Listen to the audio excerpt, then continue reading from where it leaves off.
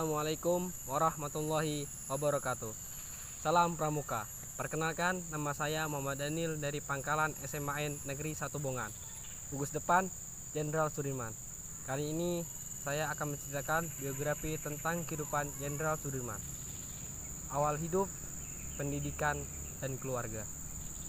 Jenderal Sudirman lahir di Purbalingga, Jawa Tengah pada tanggal 24 Januari 1916, mempunyai seorang ayah yang bernama Karsid Kartiwaraji, merupakan seorang pekerja di pabrik gula Kalibagor Banyumas, dan ibunya yang bernama Siam, merupakan keturunan dari Wedana Rembang.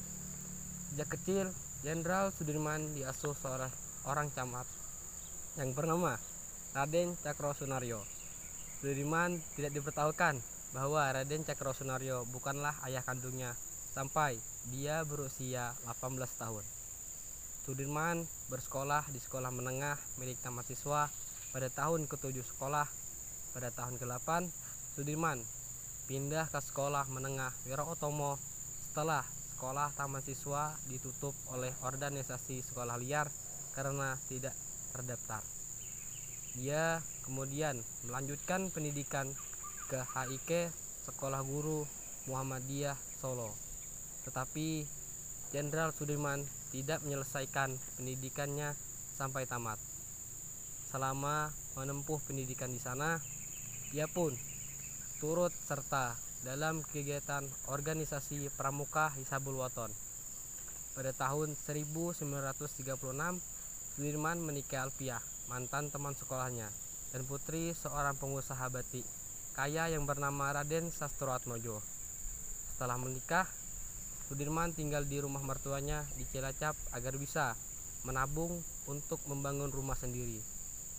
Sudirman dan Alfiah ini pasangan kemudian dikaruniai 3 orang putra yang bernama Ahmad Tidarwono, Muhammad Teguh Bambang Tahtaji, dan yang ketiga Taufik Effendi, serta 4 orang putri yang bernama Didi Priapstuti, Didi Sujijati, Didi Pudijati, dan Titi Wahyuti Siti Ningrum.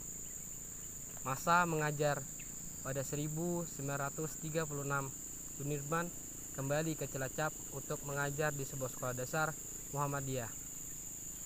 Ia kemudian mengabdikan dirinya menjadi guru His Muhammadiyah Cilacap dan pemandu organisasi Pramuka Hisabul Waton.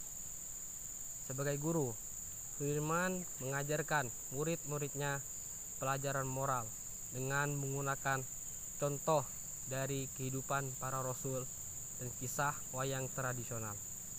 Meskipun bergaji kecil, Sudirman tetap giat. Dalam beberapa tahun, Sudirman diangkat menjadi kepala sekolah meskipun tidak memiliki ijazah guru. Masa penjajahan Jepang. Selama mengajar, Sudirman sangat disegani oleh masyarakat pada zaman penjajahan Jepang, tepatnya pada tahun 1944.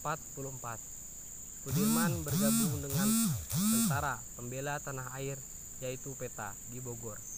Sehubung dengan posisinya di masyarakat, Sudirman dijadikan sebagai komandan dan dilatih bersama orang lain dengan pangkat yang sama.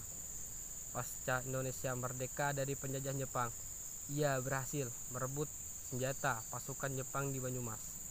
Kemudian beliau diangkat menjadi komandan batalion di Kroyo setelah menyelesaikan pendidikannya.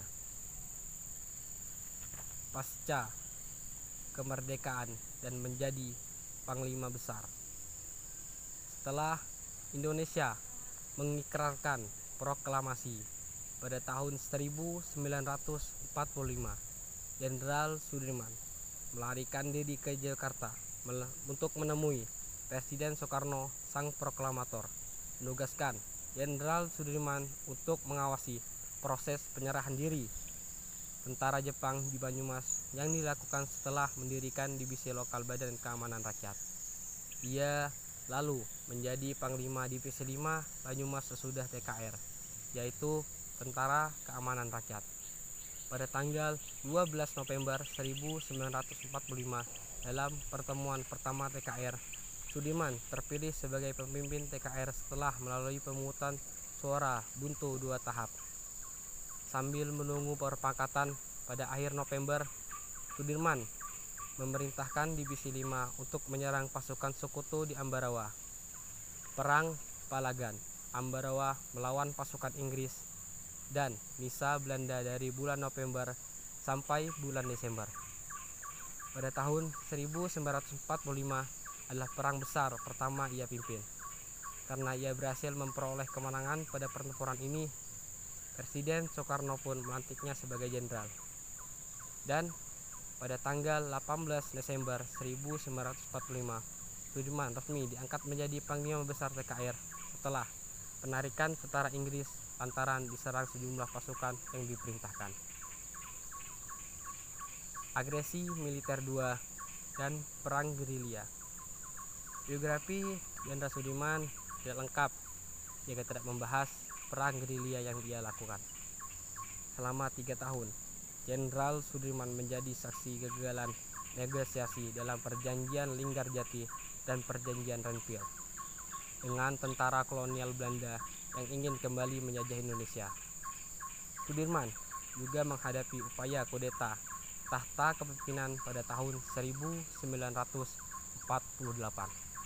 Pada Desember 1948, Sudirman melakukan perlawanan terhadap agresi militer 2 Belanda yang terjadi di Yogyakarta beserta sekelompok kecil tentara dan dokter pribadinya. Jenderal Sudirman melakukan perjalanan ke arah selatan dan memulai perlawanan gerilya selama 7 bulan. Hingga akhirnya Belanda mulai menarik diri. Jenderal Sudirman dipanggil kembali ke Yogyakarta pada bulan Juli 1949 oleh Presiden Soekarno.